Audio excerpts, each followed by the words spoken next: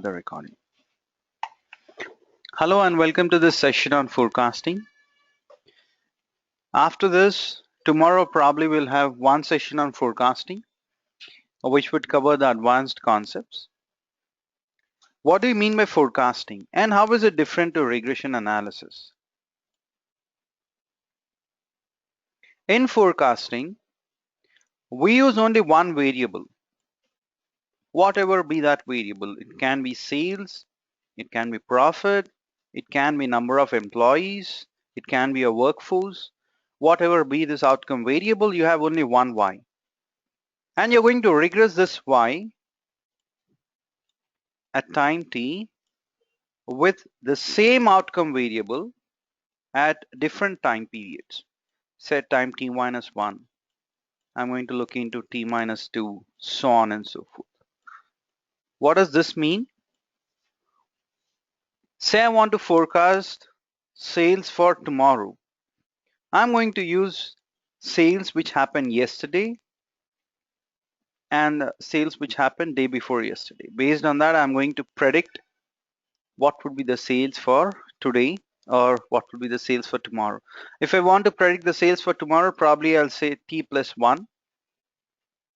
Here I'll have t and here I'm going to have t minus 1.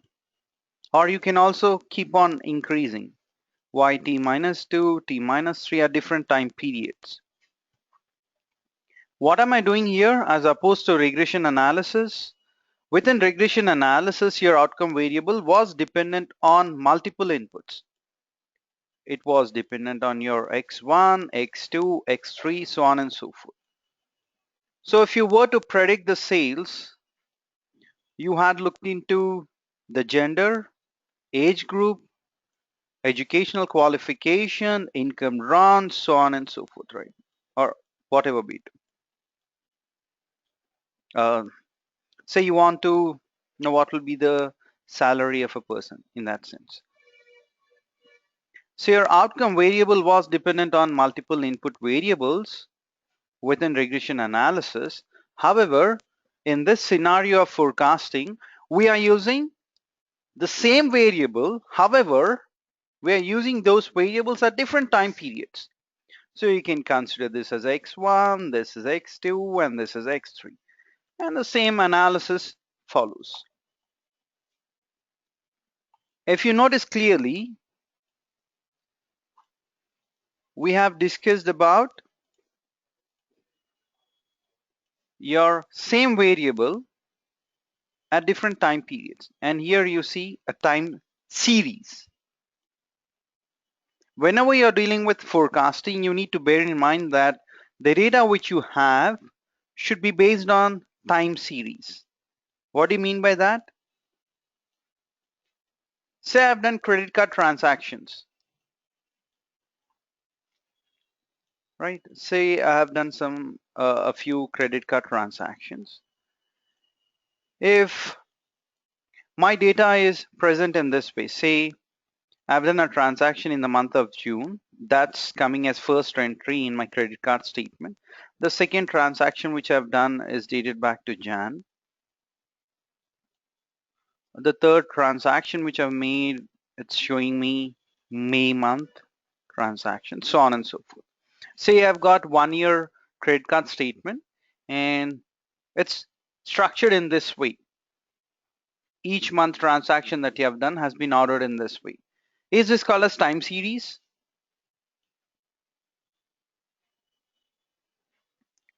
Is it based on the time series?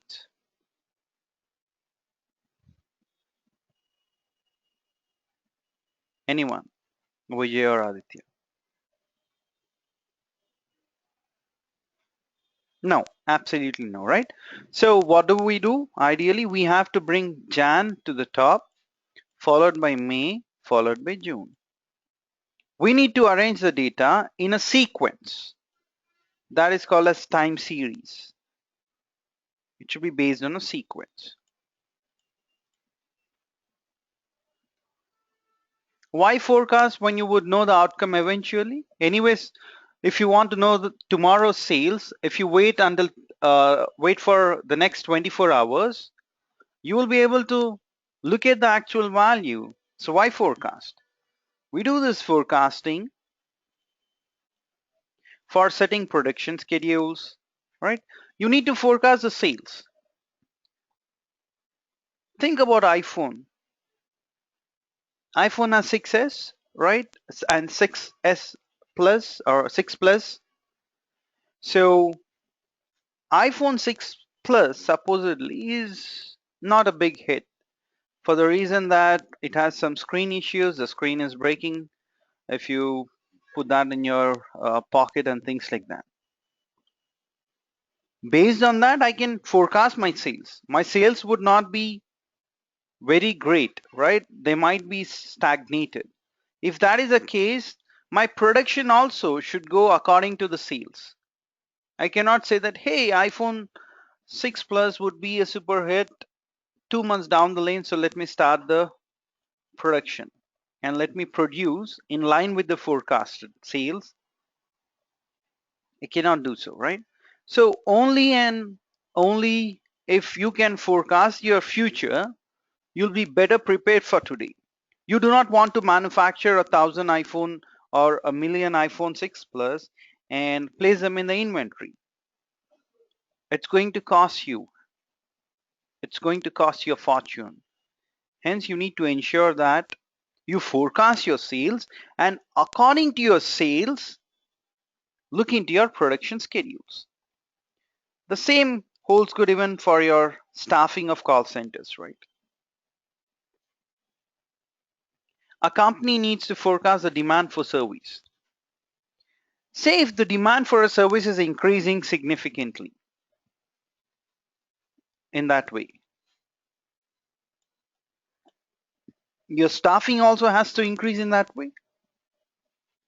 Only and only if you can forecast and say that, okay, this trend would continue in the future also without any dip here and there.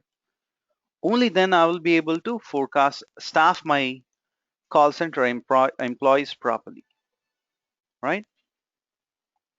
Sometimes what happens, the demand all of a sudden increases from Jan until December, and probably in the month of December when there is Thanksgiving Day, your number of staff are going to take leave and the demand of the service might increase. Only if you know that, hey, in the month of December, the number of calls that I receive at the call center are going to increase. Then probably you can have additional number of employees work during those hours. You can probably come up with some bonus concept on people who work on those hours, those days, and things like that. So forecasting is extremely important to be futuristic. And what are the various types of forecasts which we have? One is short term or long term. Short term is normally for your middle management, for your mid-level managers, all right? They want short term objectives to be met, hence they do a short term forecast. And long term forecast is for your organization's strategic decision. They might be looking into a strategic decision on how many companies we have to acquire, for example. For these kind of things, you look into long-term forecast. Then on similar lines, you have micro and macro scale. Micro scale, let me take an example here. If you have a plant manager, the micro scale forecast, which he or she would be interested is in deciding on how many employees are needed for the next 1 month, or how many employees would be required for the next 2 months or next 3 months. However, macro scale forecast looks into, probably a country might look into the unemployment rate forecast, forecasting the GDP in that sense, right? And then you have qualitative and quantitative. Qualitative is obviously and most likely dependent on your judgment. It's based on data as well, right? Think about your satisfaction scores, right? Someone says it's good, someone says it's excellent. All these are qualitative, right? I cannot compare. I cannot say that, hey, all the people who rate as excellent mean the same. It's judgmental call. I believe we should not be there. Okay. And then you have quantitative. Quantitative obviously means that we are forecasting some kind of a numeric value there, which is based on data or judgment. And here you have a series of things. All forecasting means is projecting what will happen to your sales. You look into your sales for the previous 6 years or 7 years or 8 years, and then you project it and say, hey, if this trend is going to continue in the future, then this would be my forecast. And if you're going to come up with a single number, it's called as point forecast. We'll discuss about this in detail in subsequent slides. If you provide an interval or a range, that's called as interval forecast, range of numbers. Say, for example, I would say my range is $500,000 to $700,000, right? $500 to $700,000. And I would simply say that, right, your future sales would fall within this range. The sales for the next month, suppose you are forecasting for the sales for the next month, I would say that range of numbers or interval forecast means a value would fall within this range. And we also are well aware of probability density function or the density forecast. If this is your curve, right, you look into the entire minus infinity until plus infinity values for your forecast. That's probability density function.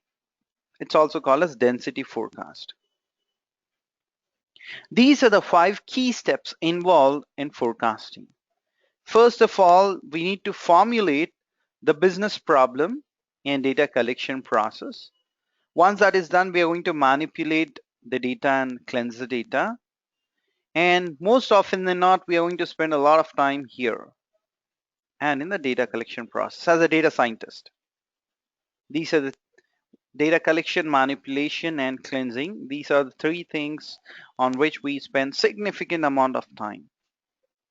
And then we are going to build the model and evaluate the model and check whether the model is appropriate or not, how is accuracy and things like that.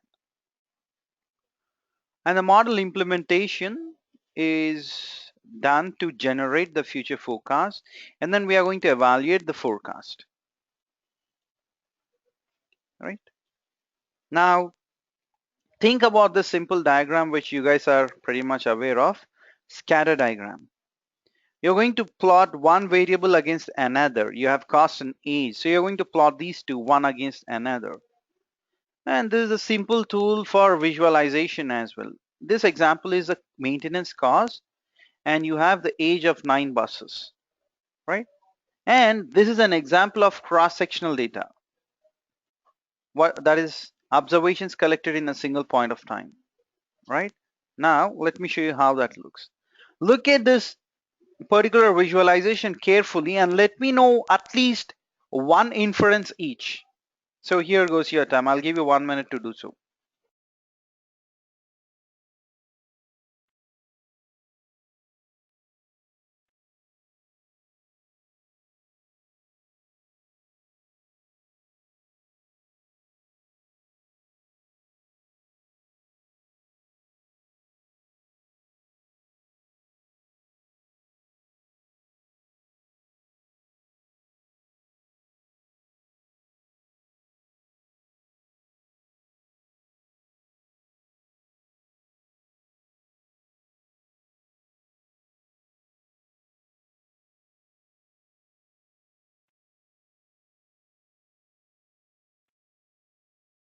Yeah. Can I have one inference each from Aditya and Vijay? What do you infer? Yeah, there's a positive relationship, is what Aditya says. Positive correlation, that's what Vijay also sees. That's absolutely right. But there are a lot of other inferences which you can draw, such as older buses have higher cost of maintenance. That's obvious.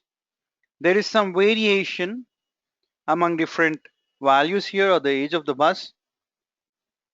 And the rise in the cost is approximately $80 per year of age, per year of aging of the bus. It may be possible to use age to forecast maintenance cost. Look at that. If tomorrow I come to know that the age of a bus is 10 years, I can approximately say how much would be the maintenance cost yearly.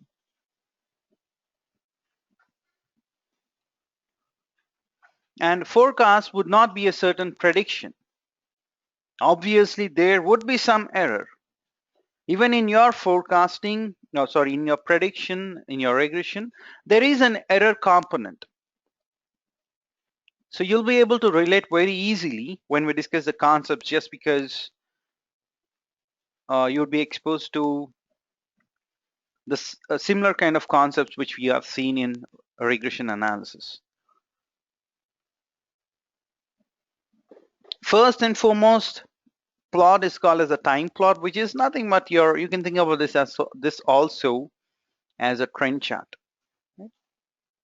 All we are going to do as part of your time plot is that we are going to plot a particular variable on the y-axis and the time would be on the x-axis. This would be the typical format. And it's appropriate for visualizing serially collected data. So it should be in a series, time series. Jan, Feb, March. If you're looking into 1 month sales, probably each day, in that order you need to plot day 1, day 2, day 3, so on and so forth. It brings out many useful aspects of the structure of the data. And you have electrical usage for Washington water power. Here is the example. By looking into this, can someone tell me what kind of trends can you establish? Just spend some quick 1 minute or so and let me know what interesting trends can you bring about from this. Interesting inferences. I would not say trend, interesting inferences.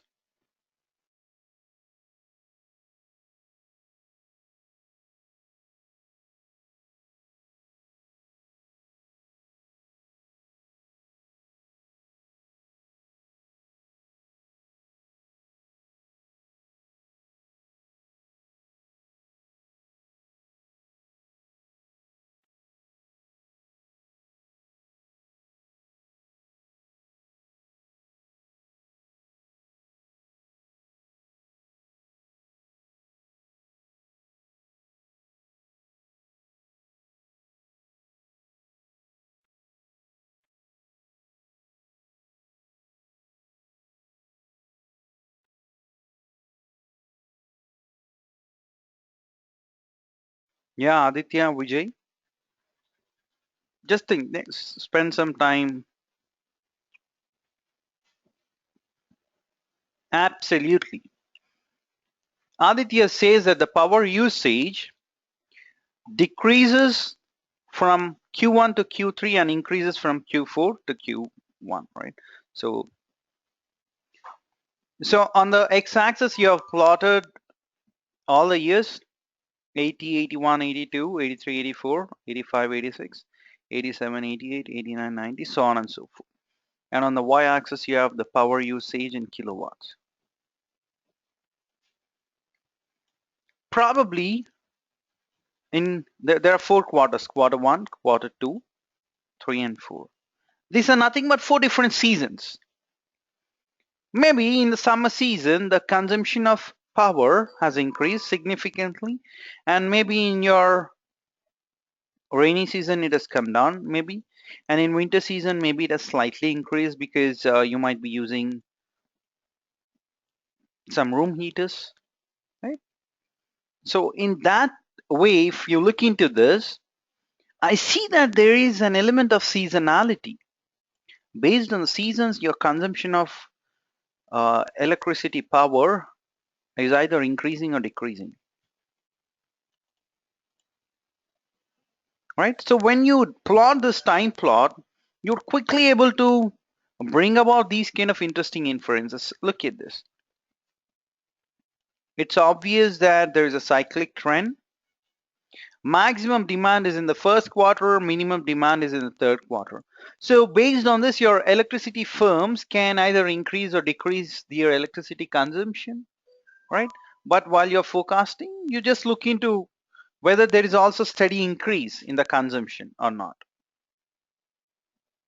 There may also be a slowly increasing trend. So if you examine it carefully there, you see that there's a slight increase, slight trend increase. So that means year on year, your consumption or production of electricity cannot be the same. There might be small changes. Any reasonable forecast should have cyclic fluctuations. If you want to forecast reasonably, there should be some amount of cyclic fluctuations. And the trend, if at all there is any, should be utilized for forecasting. And as we have discussed, forecasting would not be exact. There will be some error component also. And the next plot which we're going to discuss about is called as lag plot. We have discussed about scatter plot. We have discussed about time plot. Now we are discussing about the lag plot.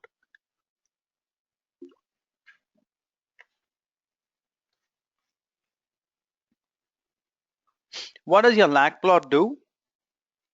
It is going to plot a variable against its own lagged sample.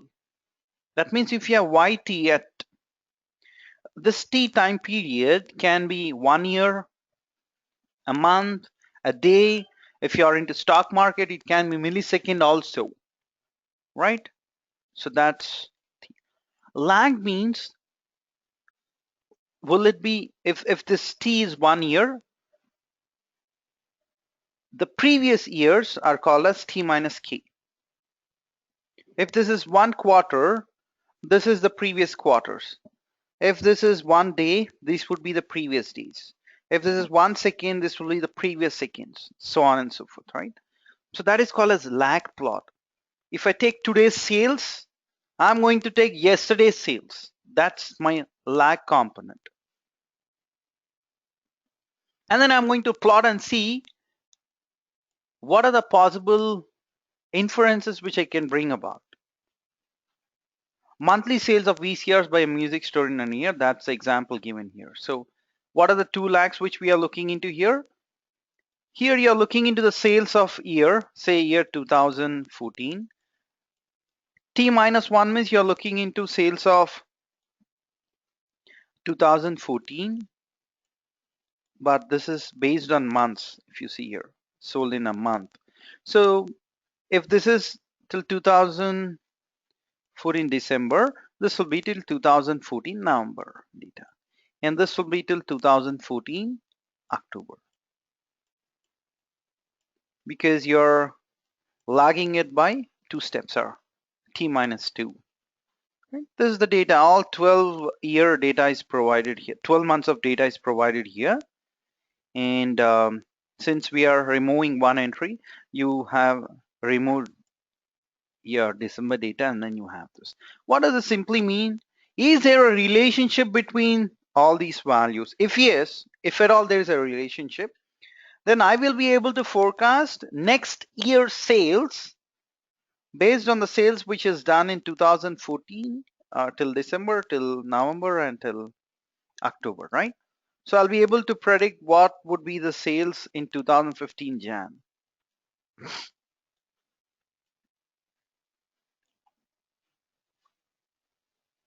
Clear? If I want to forecast, say, tomorrow's sales, I'll base my decision on today's sales, yesterday, and day before yesterday. If at all I see that there is a relationship. So we have plotted this with k is equal to 1. K is equal to 1 means it can be time lag of, say, if I'm plotting yt here, there will be yt minus 1. If I'm plotting today's data, I'm going to look into yesterday's data. If I'm plotting yesterday's data, I'll look into day before yesterday's data. That's called as the lag plot. What if I put 2 here? What if I mention it's two-step or k is equal to 2? What would happen? What are the two things that you're going to plot? Yeah, Aditya and Vijay. What are the two things that I'm going to plot here?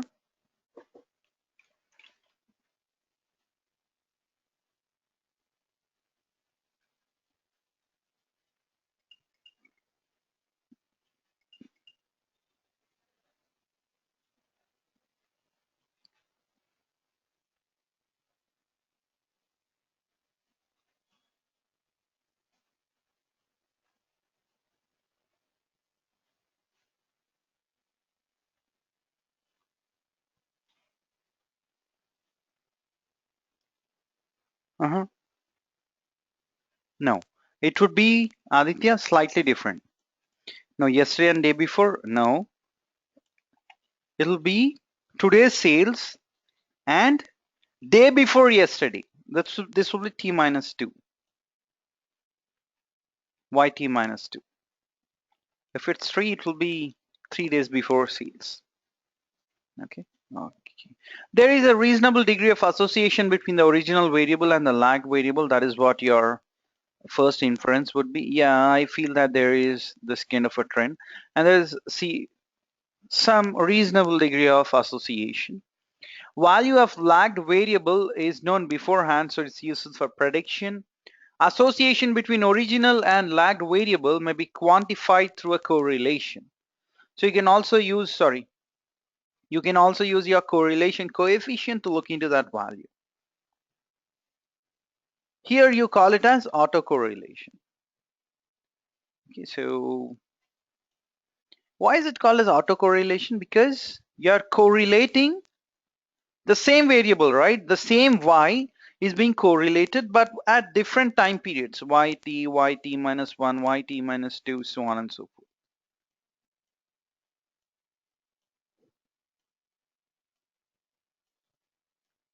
All right?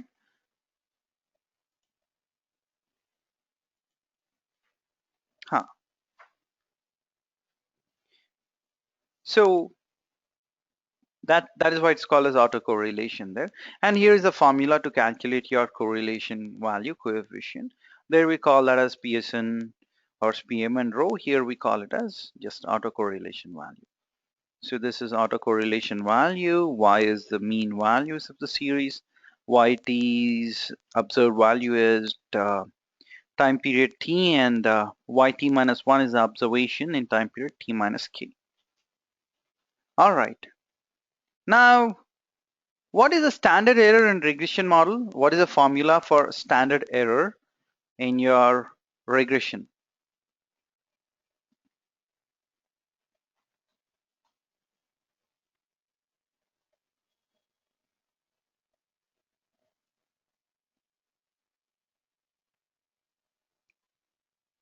How do you represent that?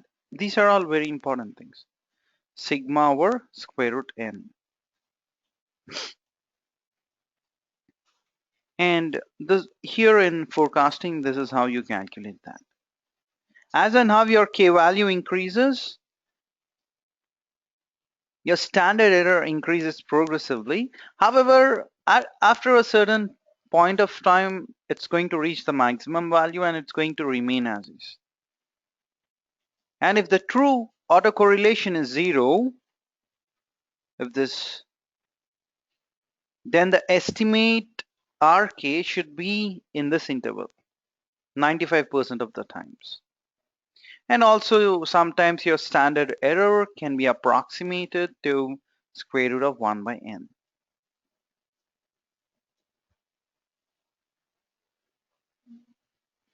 If your autocorrelation value is equal to 0 here, you can do some substitutions here, and based on that you can substitute whatever is applicable here, and the estimate RK would fall within this range. Minus 2 times of standard error and 2 times of standard error. Now let me show you another concept on where this gets used. Correlogram or ACF plot, autocorrelation function plot. So you're going to plot ACF values or autocorrelation values against the lag value. Plus and minus 2 standard errors are displayed as limits to be exceeded for statistical significance.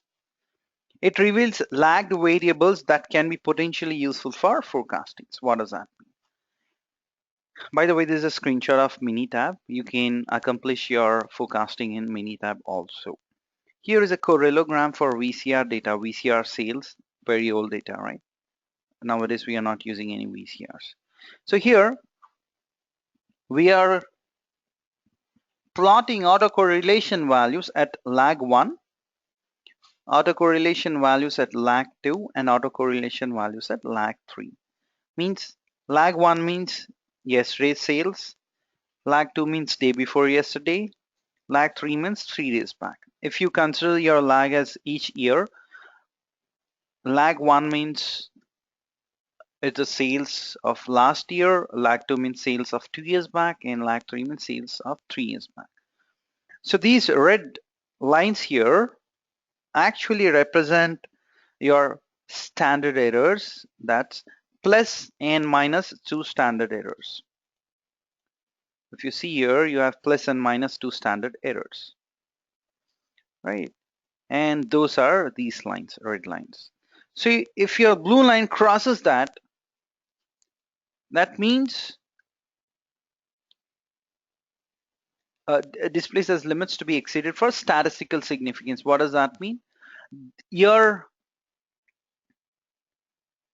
lag 1, if this lag 1 blue line crosses this red line, that means your lag 1 is significant. You can use that for forecasting your tomorrow's sales, or the next year's sales, or the next month's sales, or the next quarter sales, whatever lag variable that you're choosing, right? It depends on that. But in this case, neither lag 1, neither yesterday's sales, nor day before yesterday's sales, or neither 2 days back sales or 3 days back sales, right? None of these seem to be significant, right? Look at another example. This is electricity usage data. Here, these are the red lines. And you know for a fact that lag 2, lag 4, lag 6, and lag 8, all these 4 seem to be significant because they are crossing these lines, right? If they're significant, what does that mean? You can predict, or sorry, not predict, you can forecast tomorrow's sales based on 2 days back sales plus 4 day back sales plus 6th day or 6 days back sales and plus 8 days back sales, right? So in that way, that is how you calculate. Look at it. Every alternate sample is large, many of them statistically significant also. ACFs at lags 4, 8, 12 are positive, 2, 6, 10 are negative. All these pick up the seasonal aspect of the data. The data may be re-examined after removing the seasonality. So once you look at this kind of a data, right, you also have to check whether there is any seasonality aspect. You try to do some calculations in such a way that you get rid of seasonality aspects to some extent. Even after your transformation or even after some kind of calculations you perform, if you see that still there are significant lines, blue lines, then those can be used for your forecasting. This is a clear case of seasonality. So it's like this, right? Up, down, up, down, up and down, right? Peaks and trough, basically. Peaks and troughs in that way, right? So after removing, let us examine. Okay. Autocorrelation function for deseasoned kilowatt. Now, once I remove that, once I have done some kind of normalizing here or some kind of transformation, this is the data which I'm seeing now. Now seems like there is only one lag which is significant, right? Lag 1. So I can forecast probably my tomorrow's sales based on today's sales, or probably I can forecast today's sales based on yesterday's sales, things like that. Because this also hasn't crossed this blue line, hasn't crossed the red line, but it's almost touching there. This is for your kilowatts. It's given here. My bad. So my bad. Uh,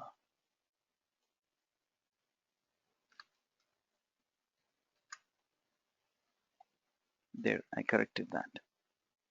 Thanks for pointing out, right? So D-season series has small ACF values, autocorrelation values. These are all your autocorrelation values, right? Because your y-axis is autocorrelation, basically. This part of the data has little forecasting value. Why? Because there's no seasonality. There is no significance at all of any of your lag values. So how can you even forecast if you feel that none are significant? So the typical questions that you're going to ask from here on are these components. Do I have any trend in the data? Is there any seasonality? Is there any randomness? All the plots are going to contain this information on trend, seasonality, randomness, and all that. And there are additional tools for answering these kind of questions. So if you get this kind of a plot or some kind of a lag plot, right? For example, this. Is there a trend here? Is there a seasonality on this? Is there any other cyclic order, right? If you want to answer those kind of questions, you actually have few tests. For example, for checking your trends, there are two ways that you can check your trends. How can you check your trend component? Is there a trend or not? You plot difference series. What do you mean by difference series? I'm going to look into yt and subtract it from yt minus 1. I'm taking the difference and then I'm going to plot that on time series. Yt minus 1 minus yt minus 2. What does this mean? This first point says that if you subtract today's sales from yesterday's sales, I get a value, plot it on y-axis against your x-axis, which is your time, whatever time you're referring to here. The second statement here says that take the difference between yesterday's sales and day before yesterday's sales, or just look into today's sales and subtract it from day before yesterday's sales, so on and so forth.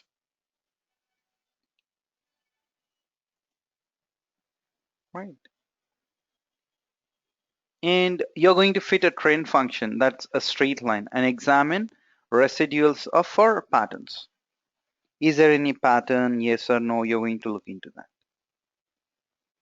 This is for trend. What if you want to check whether randomness is there in the data or not? For that, you have something called as Jungbox test. Jungbox test is majorly used in econometrics and also in your time series analysis, as in this case, right? So this is a statistical test to check whether any of a group of autocorrelations of a time series are different from zero or not. What it does is, instead of checking the randomness at each point, for example, I will have to ideally check whether there's randomness as lag 1, lag 2, lag 3, so on and so forth, right? Rather than looking into or testing the randomness of each and every lag, I'm going to look into the randomness for the entire data. It tests the overall randomness based on number of lags. And hence it is also called as Portmanteau test. What is Portmanteau test? This is nothing but a statistical hypothesis test in which, you know, H naught is, that's null hypothesis, is well specified. However, your alternate hypothesis is very loosely specified. And that's the meaning of your portmanteau. Here you're checking for randomness. So this is the formula used to calculate the jukebox or portmanteau test. If here the Q value is less than 0.05, you say that the test is significant. P low, null go. So what does your null hypothesis say? Data are not random. Data are not random is what null hypothesis says. Alternate hypothesis says data residuals are normal. Right? Residuals are random. Here you say residuals are not random. Let me write it down. I'm using a mouse because my laptop motherboard crashed. Otherwise, I would have written it much faster. Okay. Residuals not random, sorry. Residuals not random. And your alternate hypothesis says residuals are random. When will you go with your alternate hypothesis? If you know that P is low, P low, null, go. So you're going to reject null hypothesis. The moment you reject null hypothesis, you'll obviously left with your alternate hypothesis. Then you have the corresponding Q value, right? Once you get the Q value, compare it with the chi-square cutoff, which is 0.05 here. And if you feel that the Q value is less than 0.05, your test is significant. That means data residuals are random. Okay.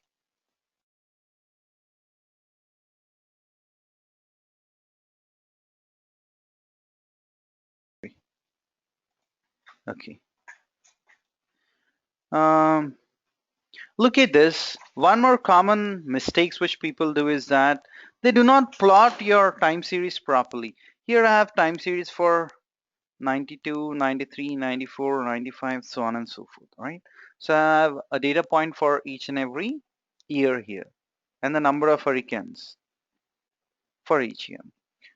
What does this show? This clearly shows that, hey, it has increased and decreased and slightly increased and reduced significantly, increased and decreased, so on and so forth, right? So that's the kind of trend that you see here.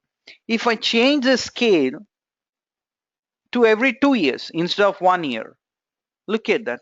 What has happened suddenly here? I'm choosing 1 year, 2 years, right?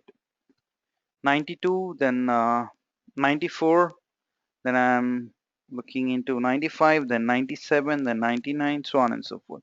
So if I look into or plot this data or number of hurricanes in this irregular format, it is showing that, hey, hurricanes are only increasing tremendously, which is wrong,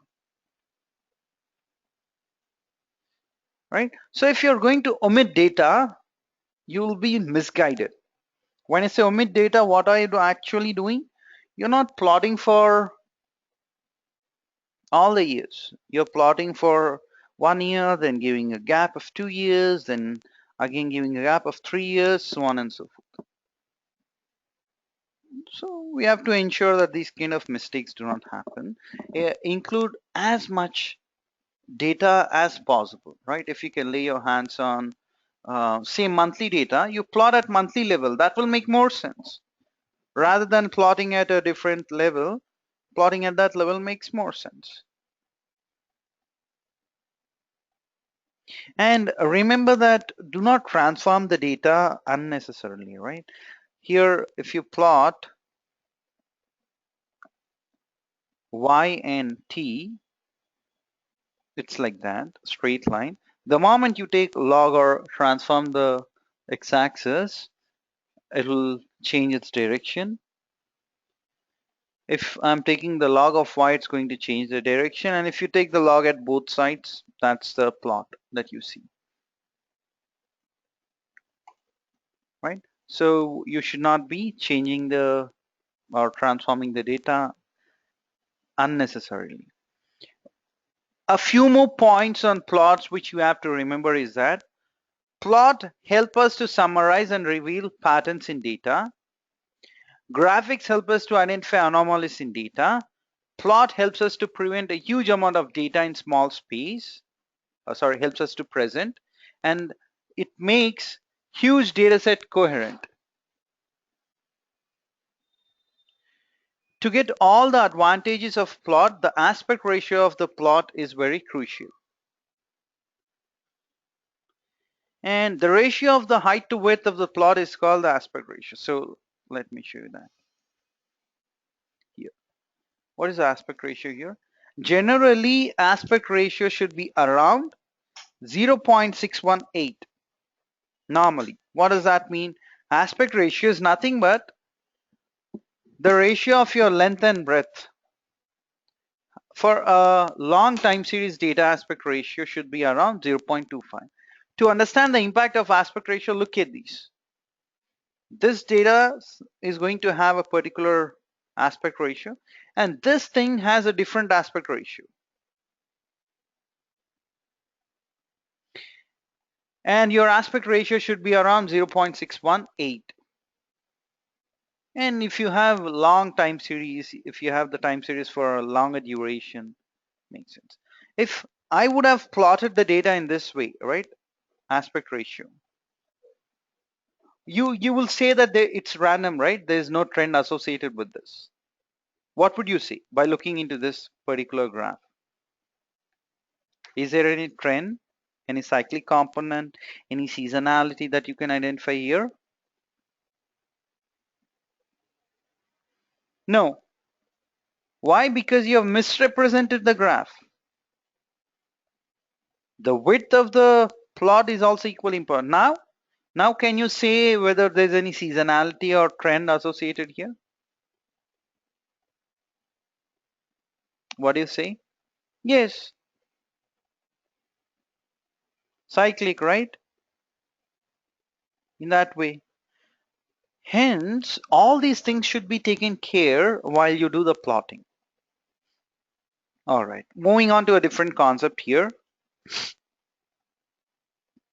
Until now, we have discussed about uh, scatter plot, time plot, lag plot, right? We have looked into what should we do to identify whether there's trend in the data or not, whether there is randomness in the data or not, right?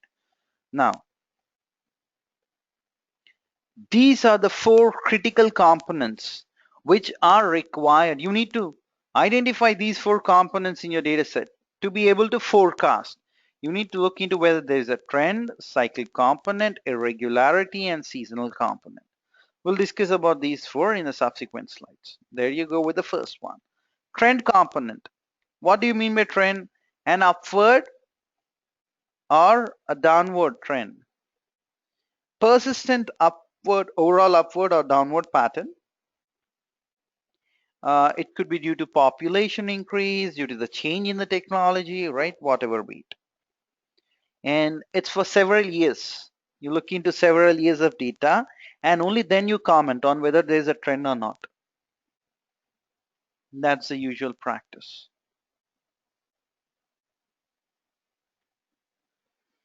And this is the same thing, trend component. Overall upward or downward movement, data taken over a period of years. Remember that. You should not just plot for 1 month and say that, hey, there's a trend that I've seen. Of course, it depends on scenario also. What are you trying to plot and things like that, right? The second thing is cyclic component. What is a cyclic component?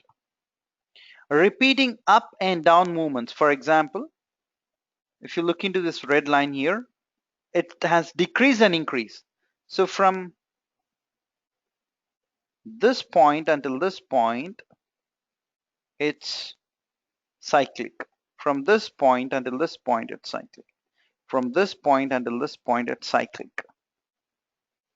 Due to interactions of factors influencing the economy, you might see this kind of a cycle. Usually you prefer 2 to 10 years of data. Why is that so? Will become clear in the next subsequent slides. So this is your typical cyclic component, up and down, right? Peak and trough. So in that way, this is a cycle. And this cycle length here might vary. It might be only so much length. For the next one, it might be a little wider. For the previous one, it could have been a slightly smaller scale. That's absolutely fine for the cyclic component. But usually it should be 2 to 10 years. Why did I say 2 to 10 years? Because if the data is about 1 year, then you look into seasonal component, because seasons in a year would obviously be within a year. Every 3 months it's a season kind of, right? So that's seasonal component. So regular pattern of up and down fluctuations due to weathers, due to customs, right? Probably in the month of Feb, the number of greeting cards sales might increase because of Valentine's Day, right? Or in December, ice cream, or not ice cream, cake sales might increase because of Christmas. Or anything during Diwali, the cracker sales might increase. So those are all based on your customs, based on the weather, based on customs, right? All these occur within 1 year, except for things like what is that, Kumbh Mela and things like that, which happens once in what, 14 years or so. 12 years, okay. Okay, that's strange that some kind of explanation given behind that, right? It takes 12 years anyways. Okay, so that's the seasonal component. Upward or downward swings, regular patterns, it's observed within 1 year. And for your cyclic, how many years? 2 to 10 years. And for your trend, usually it should be over a period of years. And then you have your irregular component. This irregular component is it's really difficult to identify, right? It's erratic, unsystematic, residual fluctuations would be there. For example, a union strike. You cannot forecast when a union would strike. You cannot forecast when there could be war based on the historical data. World War I happened during these years, World War II. Then based on this, we can forecast that there will be World War III. You cannot do so. It's not that easy. Only if you have data for, say there were hundreds of wars which have happened, world wars, then probably you could have forecasted. But here you cannot do so. It's short duration and non-repeating. It's not going to repeat again and again, right? For you to be in a better position to forecast. However, your sales would happen on a daily basis. What could be the reasons for random variations? Your nature. Earthquakes, tsunamis, you cannot forecast. Accidents, number of accidents, you cannot. It's difficult because number of accidents might change based on the developments that happen on infrastructure and things like that. It's short term and non-repeating. We know that, right? So any time series is composed of any combination of 4 components. It can have all these 4 components, or it can have combination of 2, or combination of 3, or it can have only 1. So it can have any of these 4 components. You have your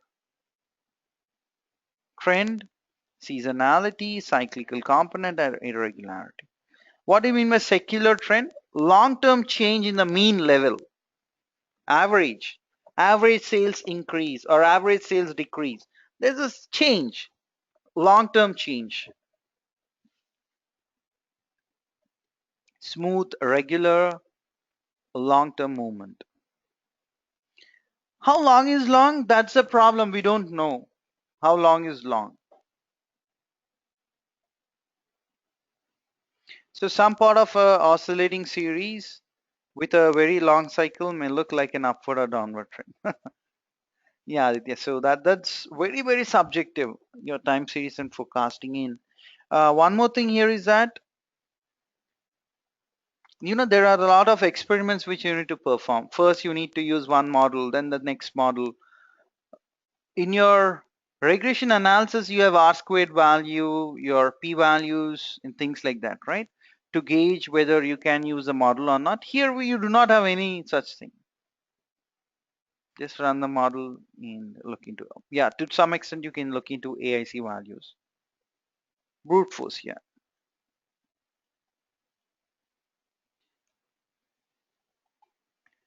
And next thing is seasonal variation, as we have discussed.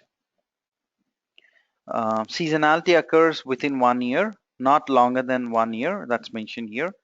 A periodic moment in a series is one which recurs or repeats at regular intervals of time. For example, passenger traffic during 24 hours. What happens? Daily in the morning from 9 till 11, probably the traffic would increase significantly, then decrease. Then during your office hours, in the evening at 5 or so, your traffic is again going to peak up. This would be a seasonal variation if I take each day and just plot it, right? And probably you can also look into this, that during your festival seasons, there will be less traffic. On your weekends, there will be less traffic as opposed to the other working days or non-holiday days. Quarterly sales of ice creams, if you see quarter 1, 2, 3, 4, right? Probably quarter 3 would be your summer season. So I see a clear seasonality aspect here. At the same time, I also see a trend. There is also a trend. And we have also discussed that there will be some amount of noise. When I say noise, it means sometimes your data might not be accurate, right? There will obviously be some error. Seasonality occurs in 1 year, within an year. Your cyclic will be from 2 to 10 years. Aditya, that's the difference. It will look alike otherwise. Yeah. Annual or biannual, etc. data cannot have seasonality basically. If you look into 2 years, it will not have any seasonality. If you plot for every year as a data point, now you have to have within an year.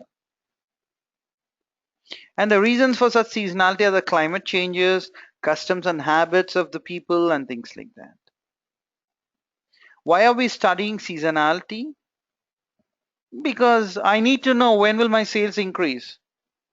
For example, during Christmas season, cakes or your Christmas tree sales of those increase. During your Ramzan season, sales of Halim increases. So accordingly, you will have to plan your inventory, plan the number of employees that you want during the boom period and things like that.